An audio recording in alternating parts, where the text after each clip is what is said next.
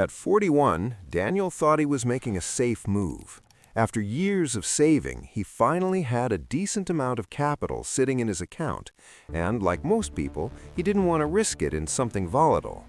The stock market felt unpredictable, crypto felt too extreme, so he went with what sounded stable: gold. It felt timeless, safe, something people had trusted for centuries. He bought a significant amount, thinking he had just protected his future. No stress, no tenants, no headaches, just an asset that would hold value. At the same time, his friend Marcus made a completely different decision. Same amount of money, same starting point, but instead of gold, he put it into a small rental property in Texas. Nothing crazy, just a modest home in a growing area. It came with responsibility, maintenance, tenants, things Daniel specifically wanted to avoid. Fast forward 5 years, and both of them sat down over dinner comparing where they stood. Daniel's gold had increased in value, but not dramatically. It did what gold usually does. It held value, grew slowly, protected against inflation, but it didn't multiply his money in any life-changing way. Marcus's situation looked completely different. The property had appreciated, not overnight, but steadily. At the same time, it generated monthly rental income, and on top of that, his tenants were essentially paying down his loan over time.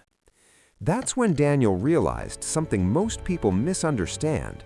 Not all safe investments are built to grow your wealth the same way, and that's where the real conversation between gold and real estate begins.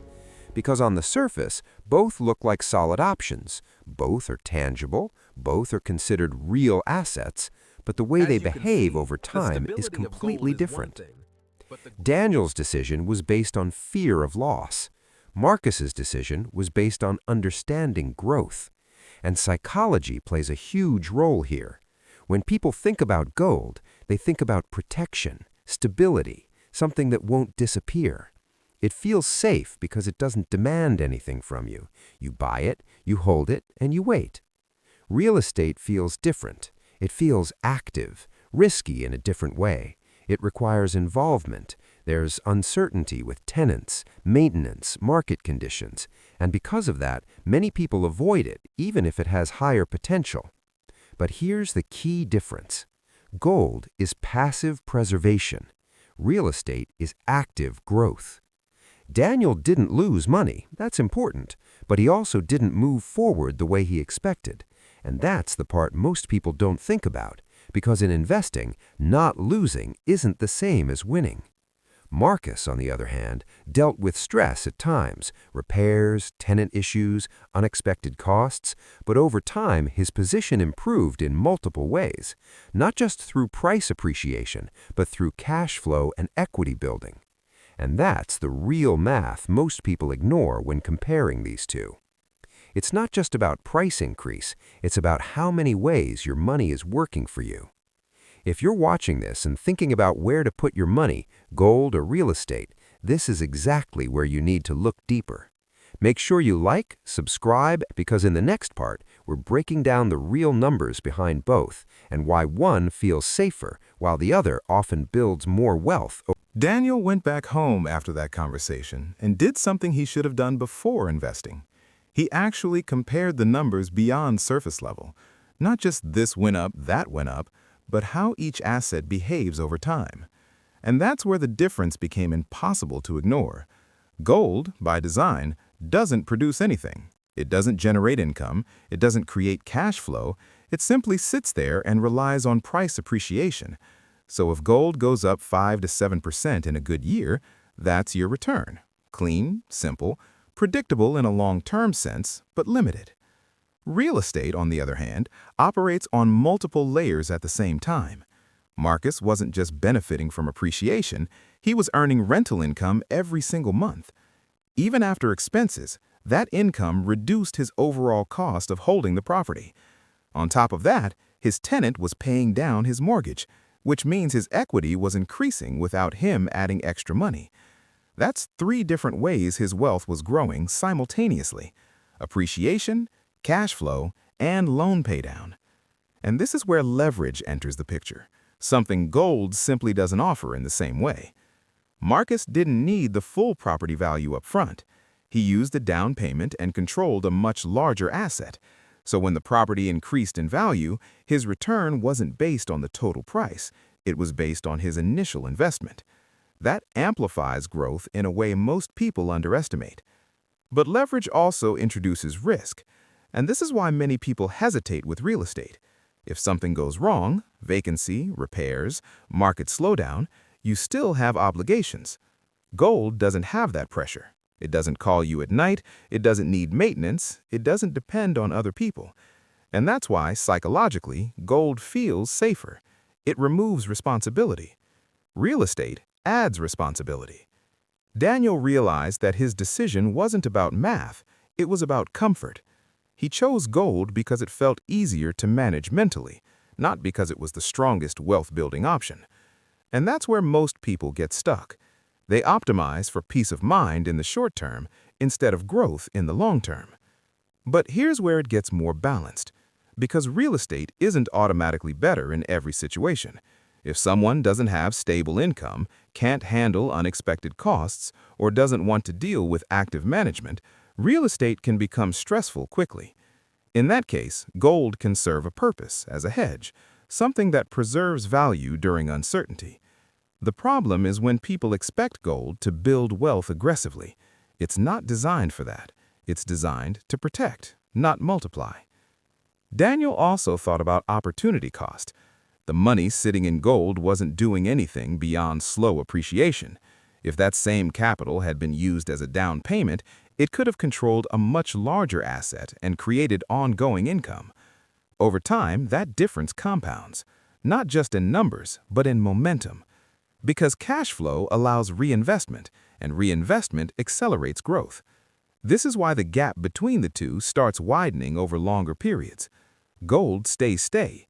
Real estate, if managed correctly, builds layers. But again, it comes back to the type of investor you are. Passive versus active. Protection versus growth. Simplicity versus complexity. Daniel didn't feel like he made a mistake, but he realized he misunderstood the role of gold. It wasn't supposed to make him significantly richer, it was supposed to protect what he already had. And that clarity changed how he started thinking about his next move.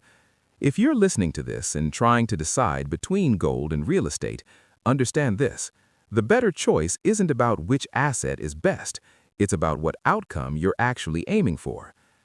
Daniel didn't rush into a new decision after running the numbers, but his perspective had already changed. He stopped asking which one is safer and started asking which one actually moves me forward. Because after seeing the real math, he understood something most people overlook. Wealth isn't built by what feels secure in the moment, it's built by what compounds over time. He looked at a longer timeline, not just 5 years, but 10, 15, even 20. And that's where the difference between gold and real estate became even clearer. Gold continued to do what it's always done. It preserved value, kept up with inflation over long periods, and provided stability during uncertain times. But it didn't create momentum. It didn't build layers. It stayed dependent on price movement alone. Real estate, when managed correctly, kept stacking advantages. Appreciation increased the property value, rental income continued coming in, the mortgage balance kept going down. And eventually, there comes a point where the property is fully paid off. That's when the entire rental income becomes profit, turning into a consistent cash-producing asset. That single shift alone changes everything, because now you're not just holding wealth, you're generating it. And that's the real answer to the question most people ask, which one makes you more money? Over the long term, real estate usually wins, not because it's perfect, but because it works in multiple ways at the same time. But here's where people need to be careful. Just because real estate has more potential doesn't mean it's automatically the right move for everyone, because that potential comes with responsibility. Managing tenants, dealing with repairs, handling vacancies, understanding local markets. If someone ignores these factors, the same asset that could build wealth can turn into a burden. Daniel realized something important here. The best investment isn't just about returns, it's about alignment. If your lifestyle, risk tolerance, and mindset don't match the asset, you won't manage it properly. and poor management destroys good opportunities. At the same time, he stopped underestimating gold completely, because gold still has a role, just not the one he originally expected. It works as a hedge, a stabilizer, something that protects part of your wealth when other assets become volatile. It's not there to grow aggressively, it's there to balance risk. And this is where a smarter approach starts forming. Not choosing one over the other blindly, but understanding how each fits into a bigger picture. Real estate for growth, gold for protection. Because in reality, most strong financial positions aren't built on one asset alone. They're built on combinations that serve different purposes. Daniel didn't sell all his gold immediately, but he adjusted his strategy. Instead of letting all his capital sit in one place, he started allocating differently, using part of it toward real estate, creating a position that could generate income and grow over time while still keeping some exposure to gold for stability. And that balance gave him something he didn't have before: control. Control over growth and control over risk at the same time. Looking back, the biggest mistake wasn't choosing gold, it was expecting it to do something it was never designed to do. And that's where most people go wrong in investing. They choose assets based on how they feel, not how they function. So when you ask, gold versus real estate, which one will make you more money, the honest answer is simple. If your goal is long-term wealth building and you can handle responsibility, real estate usually has the advantage. If your goal is protecting value with minimal effort, gold serves its purpose. But the real power comes when you understand both and use them intentionally. Because money isn't just about growth, it's about positioning yourself in a way that works in different conditions. If this video opened your eyes, make sure you subscribe, because what you learn today can save your future tomorrow.